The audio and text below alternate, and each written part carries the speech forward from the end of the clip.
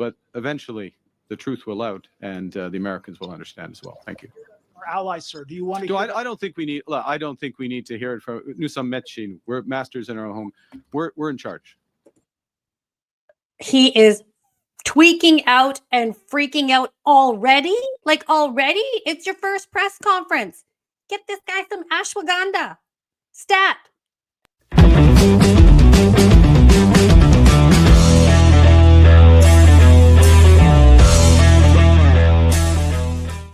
Hi, everybody. Welcome back to the channel.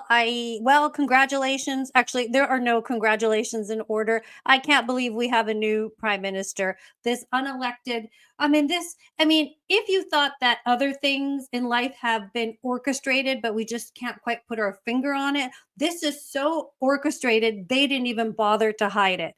You know, if anybody else was to become a front runner, get rid of them. If there was any other sort of thing that was going to get in the way, curb that. If God forbid this guy was going to talk to independent media and answer some real questions, no, we can't have that. We need to have the RCMP on site to make sure that we remove any other media from asking a question. I'm going to go to a steel factory and have no steel workers behind me. I'm going to dress up Anita Anand and Karina Gould like they're that guy from Despicable Me, or they're trying to reenact the Beastie Boys intergalactic video, and then take no questions, a press conference that takes no press, that takes no press questions, that cuts the audio on a pool feed so that, God forbid, he doesn't have a hot mic moment where an actual Canadian citizen, an actual steel worker might ask him a legitimate question. God forbid we have any of that. But I was watching a bit of his press conference. I'm going to just show you a couple of the quick moments that really... I, Mark Carney, do swear that I will be faithful and bear true allegiance to His Majesty, King Charles III, King of Canada, his heirs and successors. There's his wife. There's the Governor General. Minister of Justice and Attorney General of Canada, and Minister of... What is different about this? Chrystia Freeland is there, LeBlanc is there, Patty Hayju, there's Patty Hayju there, and some others. Or there's Guilbeault. Oh, he looks really defeated. Oh, his body language doesn't look great. Anita Anand is there with that weird smug look she always has on her face. It's all the same people. But let's get back to the press conference when he started to take questions. And one of the first questions he was asked is about what his plans are in the near future. On a trip to Paris and London in a few days. I received an invitation from the President of France to discuss a variety of issues, both economic, commercial, to reinforce those relationships. Also issues. Why are you going to Paris and London first? Why is that your first order of business? Issues related to security in Europe, in Canada. Similar discussions will be had with the Prime Minister in the United Kingdom. This is sensible. Security is a priority for this government, reinforcing our... We need to be secure from London and England right now? Is that the primary issue? Security, as is diversifying our trading and commercial relationships. Of course, with both Europe and the United Kingdom, there are many opportunities. And as I said a moment ago in my remarks, there are historic ties. With respect to the president, Sorry, I just noticed Chrystia Freeland, who's still twitching a bit in the background. She can't help it. Have plans with respect to the president. I don't have plans to go to the United States. I look forward to speaking to him at the appropriate moment. Thank you. So did you hear that? He doesn't have plans to go to the United States. Isn't that why this emergency fixer was shoved in as prime minister? We've got an urgent need with tariffs. We've got, big bad Trump breathing down our neck. And he's making his agenda in the upcoming future is to go to Paris and London. Isn't there some sort of, don't you think we need to be looking to our southern neighbor?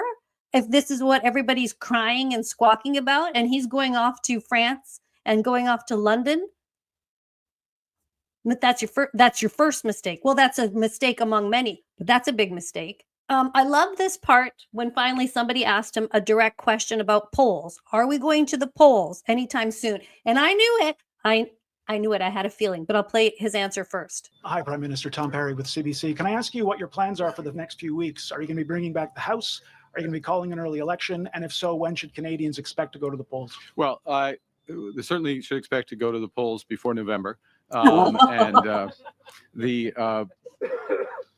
the news today is behind me. An exceptional group of individuals who are serving Canada, united. Hey, stop right there. What kind of answer is that? Yeah, you'll expect to go before November. And a lot of people were rumbling about the fact that they're wrapping planes, the election's going to happen, they're starting to rent out spaces, office spaces. And I just didn't think that this guy would get himself installed in and then call an election right away that he might lose. Don't you think he's trying to buy time to keep refunding the CBC and doing all these other things and putting in all his ducks in a row so that when he goes and does all these awful things, they've already changed the laws, changed the language, changed things? You know what I mean? Kind of like what David Eby has done with trying to do with Bill 7. Get things enacted so that they can act with impunity. That's what my feeling is. I don't think we're going to the polls before October, but I hope I'm wrong. That's the news for today. There will be other news in the coming days with respect to ensuring that we have as strong a mandate that is needed for the time. Thank you. I'm going to play this one part for you again, the part that I played in the beginning, because I think it is so revealing, because it shows that he gets really antsy right away. He doesn't have the patience for this type of job, because when you're a press secretary, when you're part of the media, when you are a politician, you are used to being hammered out with questions and questions, and you can develop the psychological reserve to handle it. It takes, I don't think I can handle it. I think I would freak out right after a while, but you have to have some impulse control. You have to have self-regulation. You've got to have that. And you can tell this is day one. This is day one. And he doesn't have it. He doesn't have the impulse control. Listen. With different partners abroad, and that will reinforce the point. It's good. We're doing it for our own reasons, to be clear, for our own people, for the high-paying jobs. But eventually, the truth will out, and the Americans will understand as well. Thank you. Our allies, sir, do you want to? I don't think we need. I don't think we need to hear it from Nous sommes maîtres. We're masters in our home. We're in charge. We're in charge. It's always nice when people say nice things about you, but we don't need it. We're not seeking it. What the discussions I will have. See, that was a mild freak out. He had to stop it. He doesn't have the impulse control. He does not have the psychological chops for this. He's going to break. He is going to break. But my feeling is I don't think we're going to see anything happen until October. I think he's going to call the election later rather than sooner. And I think the GG, Governor General, Miss Mary Simon, is going to back him up. She just backs up the Liberals. So that's kind of my little guess, but I don't really have much insight into that type of thing, but that's just my instinct. I don't think he's going to call it. But one more little clip from him talking about the U.S. again. Last question and follow-up. Dernière question et question de suivi. Ramsey with the Toronto Star. Prime Minister, speaking of your cabinet, the front line of your cabinet and the vast majority of your cabinet were all ministers during Prime Minister Justin Trudeau's time. How does this represent change? Well, there's a couple of things. One is this first thing, smaller cabinet, more focused on action. Everybody in this cabinet is senior. Top issues, of course, is the crisis with respect to the United States and the Yes, but you're not going there. If it's a crucial problem, if it's first on deck, why are you going back to Europe? Keeping together those individuals so that we are seamlessly addressing these issues. No, you guys blundered it up before. Trump has no respect for Chrystia or for any of this cabinet. So you want to keep the same front line to Canadians' detriment. I mean, Trump is going to waste you because you guys are not the losers that he wants to do business with. Get a clue, Carney. But anyway, if you are getting some value out of this video, please check out the links in my description. I do have a sponsor that I work with. I just talked to him a couple of weeks ago, New World Precious Metals. If you're interested in any gold or silver purchasing, check out the link in my description and all the links. One thing I just wanted to share with you is this article written by Matthew Ehret. This is from his Substack, which I will also link in the description.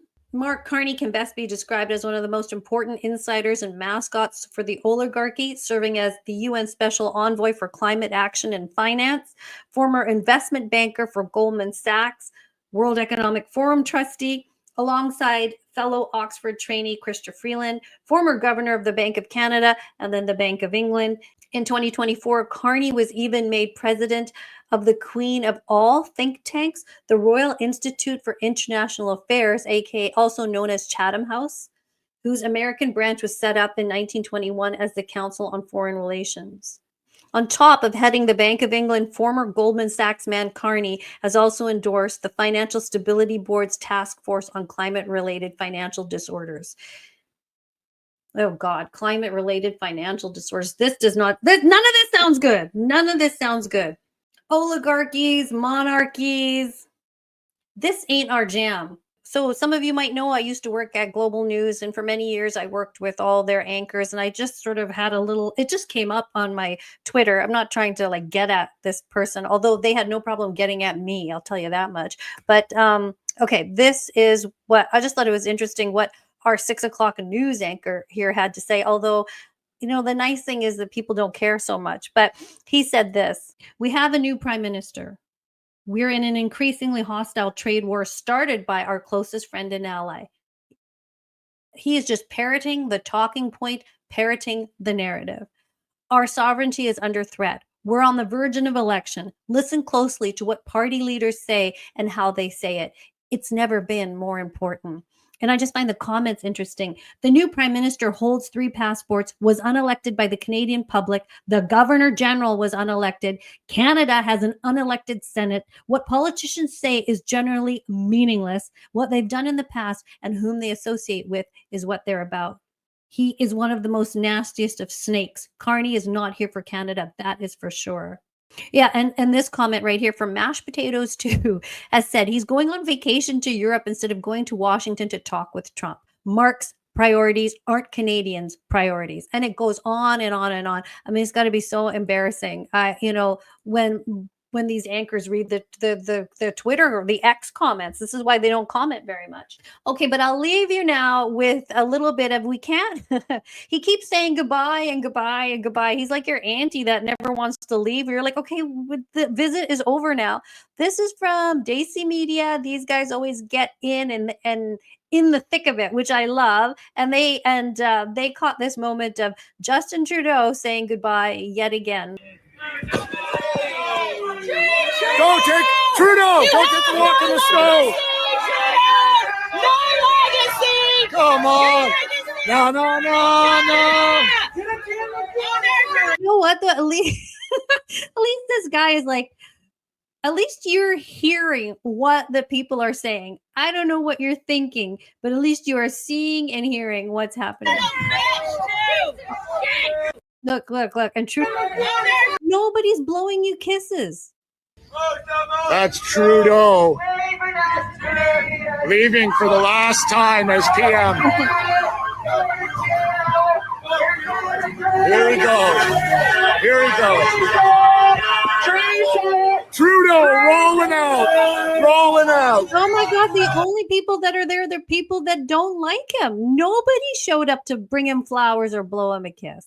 One thing I want to say is, I work in the daytime in a clinic, and I've got to say this, speaking of the media has got people fooled. People are buying this all over again, and I am starting to get worried because people that I thought were kind of cool, like they halfway woke up, still kind of for this guy. Like our courier guy, he's woke up about the vaccine, and he He's very vocal about that. But then when I was talking to him about Carney, and he's like, "Oh, I hear he's pretty good. I hear he's got a PhD." So even this guy who is like half awake is still sort of under the Carney media spell.